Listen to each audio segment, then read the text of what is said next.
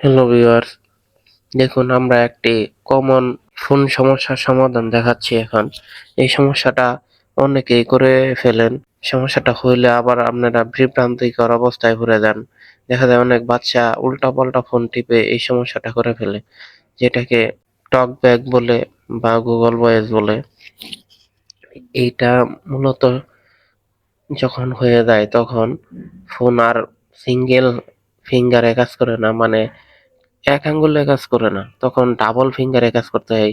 এরকম মার্ক চিহ্ন আসে, দেখতে পাচ্ছেন ওই যে যেখানে চাপ দেবেন সেখানে মার্ক চিহ্ন আসে। এই যে আমি 2 আঙ্গুল দিয়ে দেখাচ্ছি যে এটা কিভাবে কাজ করে সেটিং এর ভিতরে থেকে সমাধান করতে হবে।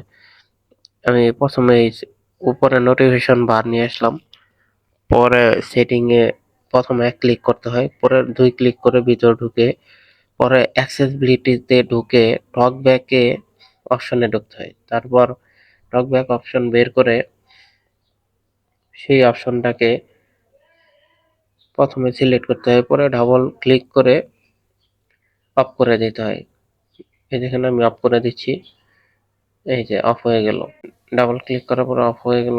এখন দেখেন এই যে এক আঙ্গুলে কাজ করতেছে, ওকে আছে।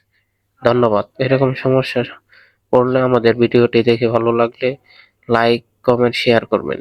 আসসালামু আলাইকুম।